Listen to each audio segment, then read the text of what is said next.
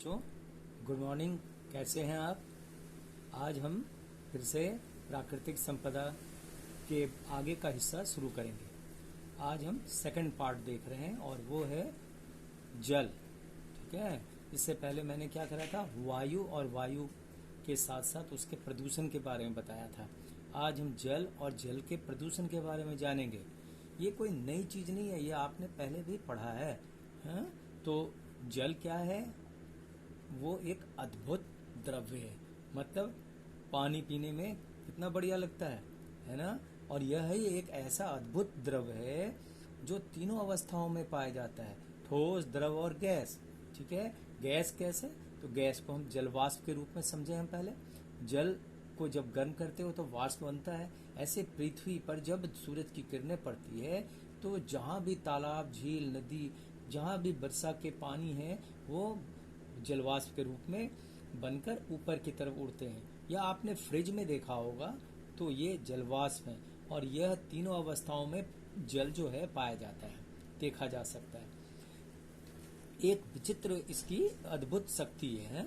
जिस रंग में डालो उस रंग का, जिस बर्तन में रख दो तो वो उस रूप में आ जाता है, उसमें आराम से चला आता है। तो ये एक अद्भुत है। पृथ्वी की सतह पर सबसे बड़े भाग में जल ही जल है। यानी हमारे इस पृथ्वी में जो स्थल है, यानी धरती का जो वह स्थान जिसमें हम चलते हैं वो कम पड़ जाएगा और पानी ही पानी पूरे इस पृथ्वी पर अधिक मात्रा में है। कहते हैं अधिक मात्रा में 1/3, तीसरा 3 हिस्सा तो जल है, 1 हिस्सा ही भूमि है। और उसी एक हिस्से भूमि पे पहाड़ है और नदी है। तो और भी बहुत जो कुछ तुम देखते हो, बंजर भूमि है, तो ये सब कुछ इसी में ही है। तो ये जल जो है वह बहुत बड़ा हिस्सा है। लेकिन इस जल में एक प्रॉब्लम ये है कि सारा पानी पीने लायक नहीं होता, मृदु जल नहीं होता, मीठे पानी नहीं होते, बल्कि ये खारा जल है। तो वायुमंडल में जल की कुछ मात्रा ही जलवाष्प के रूप में पाई जाती है।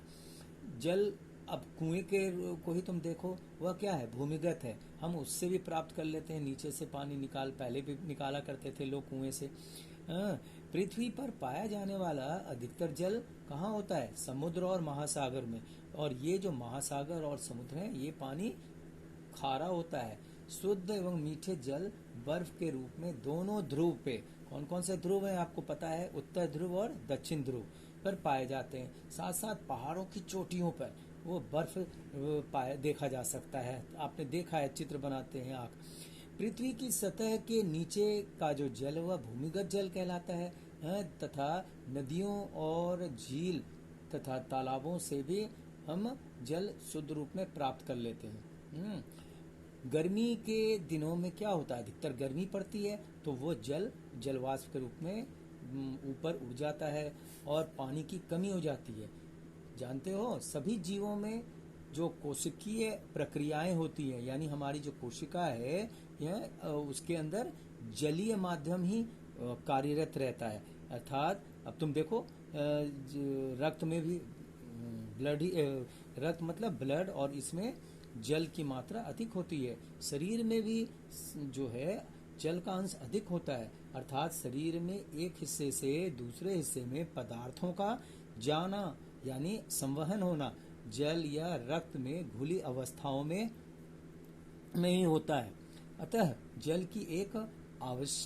जल मतलब एक आवश्यक माध्यम है जो शरीर के तापमान को भी सामान्य रूप में रखता है। पृथ्वी के तापमान यानी वातावरण क्षेत्र, वो भी तापमान जल के कारण से ही सामान्य हो जाता है। अगर बारिश हो जाती है तो क्या हो जाता है?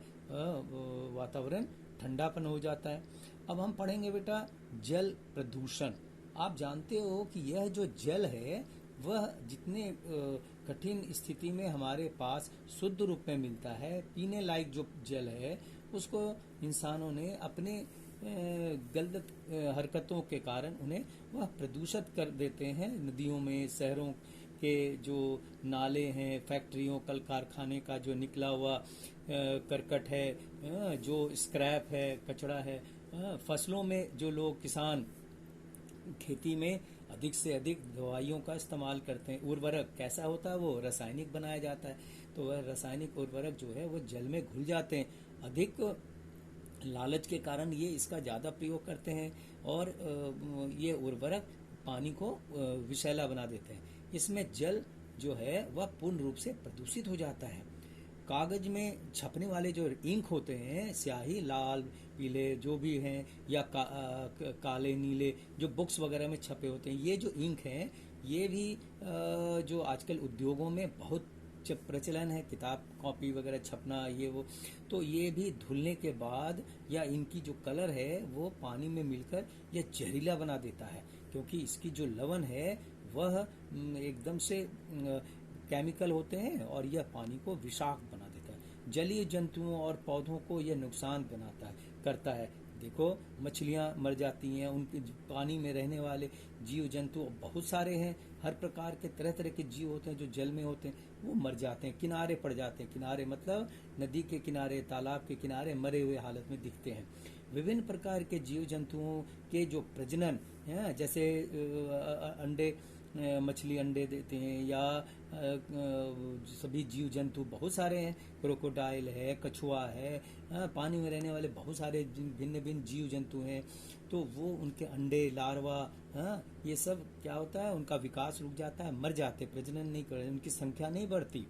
बेटा जल प्रदूषण का क्या मतलब, जिसमें ऑक्सीजन की कमी होती है।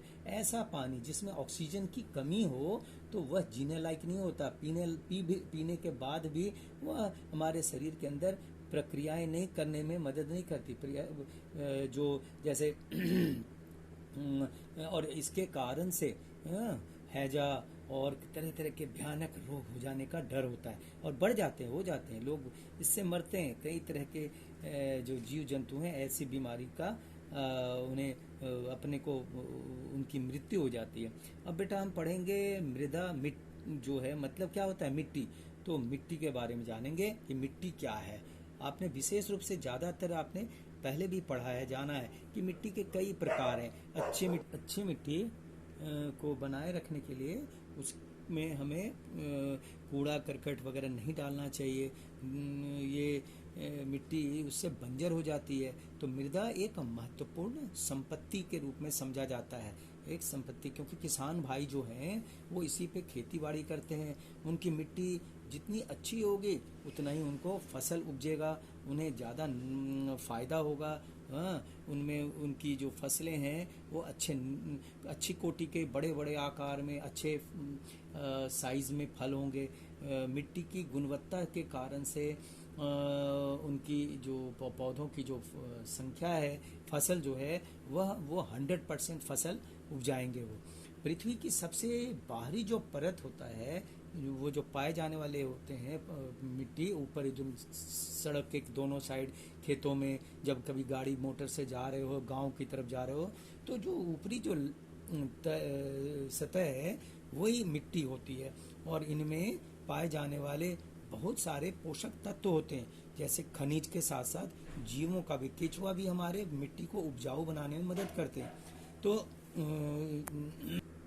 खनिज विभिन्न जीवों को बेटा पालन पोषण करने वाले तत्वों को प्रदान करते हैं, ठीक है। और ये मिट्टी जो है को आपने बनावट के हिसाब से आपने पहले भी जाना है कि यह बलुआई मिट्टी होती है, चिकनी मिट्टी, ह्यूमस मिट्टी, इन सब चीज़ों के बारे में पहले विशेष रूप से आपने पढ़ रखा है। तो ये जो है, जो सबसे अच्छी मिट्टी जो मानी जाती है वो है ह्यूमस मिट्टी। अच्छा, मिट्टी जो है इसका कैसे निर्माण होता है, कैसे बनता है, पीछे चलेंगे हम आगे। जो आपने जाना है पहले भी कि हजारों तथा लाखों वर्षों के लंबे अंतराल में पृथ्वी की जो सतह है पर पाए जाने वाले जो पत्थर होते हैं, चाहे पहाड़ हो, चाहे बहुत बड़े बड़ी टिल्लिकाएं हैं, तो वो पत्थर जो हैं उनके ऊपर भौतिक परिवर्तन होता है। रासायनिक परिवर्तन होने के कारण से उनकी जो चट्टानें हैं वो चटक जाती हैं, भौतिक तथा रासायनिक प्रक्रियाओं के द्वारा। मतलब क्या, जब बारिश होती है तो उन चट्टानों का सिकुड़ना और बहुत तेज धूप निकलती है, सूरज की किरणें जो हैं उन चट्टानों को या उन पत्थरों को गर्मी से फैल जाती है और बारिश या रात के वक्त ठंडक मौसम होता है तो तो उसके कारण से सिकुड़ती है। तो ये क्रम से सिकुड़ना और फैलना, यह हो गया भौतिक परिवर्तन। और इसी के कारण से इनमें अंदर, पत्थरों के अंदर, चट्टानों के अंदर रासायनिक प्रक्रियाओं के द्वारा वो चटक जाते हैं, उनके वो टूट जाते हैं, अंदर अंदर दरारें पड़ जाती है, छोटे छोटे कणों में विभक्त हो जाते हैं। और फिर ये कण जो है और उससे भी छोटे कण में बदलते चले जाते हैं। और जब बारिश होती है तो यही जो हल्के छोटे कण बहते हुए आगे की दिशा में बढ़ते हैं। जो नदी के किनारे आप रेत को देख सकते हो, जिसे हम बालू भी कहते हैं, रेत के तो ये रेत कहाँ से बना? तो इन्हीं के चट्टानों के टूटने से बना। और ये प्रकृति का नियम है कि सूरज का दिन में निकलना और रात में ठंडक होना। ये क्रम से हजारों साल से, या जब से पृथ्वी बनी है, यह प्रक्रम, सूरज का निकलना, रात अंधेरा होना, बारिश होना, ठंडा, तो इससे इनके में हमारे मिट्टी बनने का यह प्रक्रम है, प्रक्रिया है। बेटा, मृदा को बनाने में कौन कौन से कारक सहायक होते हैं, उनके बारे में जानेंगे। पहला तो मैं थोड़ा जानकारी देता हूँ। सूर्य है, जो सूर्य दिन के समय में पर्वतमालाओं की विशाल चट्टानों को गर्म कर देता है, और फिर रात के समय में ये चट्टानें ठंडी हो जाती हैं, अथवा बारिश से, जो अभी अभी मैंने आपको बताया। बार बार आप अगर इसी चीज को समझोगे तो आपको बड़ा आसान लगेगा। लगातार यह प्रक्रम होता जाता है, सिकुड़ना, फैलना, और फिर वह चटक कर कणों में बदल गए। दूसरा जो है कारण, वह है जल। जल भी एक माध्यम है।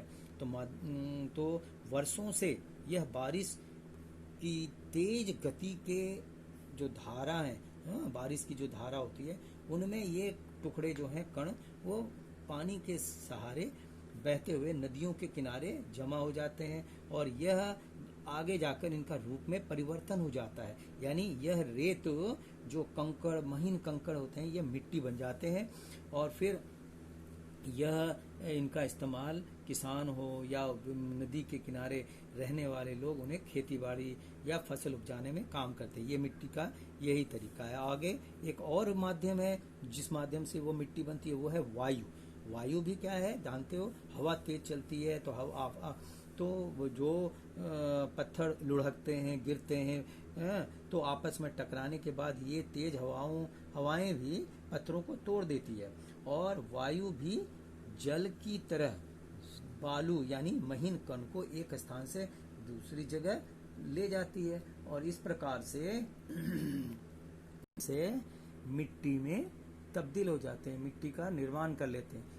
जीव जंतु जो जैसे उठा पटा उछलना कूदना, तो इससे भी जो बड़े पत्थर होते हैं वो चकनाचूर होते हैं। जीव एवं पेड़ पौधे भी, पेड़ पौधे की जो जड़ें हैं वो मिट्टी में धंसती चली जाती हैं, शाखाओं में अंदर बदलती जाती है, अपने पूरी दबाव के साथ जो चट्टानों को छेद करते हुए गहराई में जाती है, तो उसके द्वारा भी पत्थरों में दरार फैल जाती है और छोटे कणों का रूप ले लेती है, छोटे कणों में तब्दील हो जाती है, जो आगे जाकर वह भी मिट्टी बन जाती है।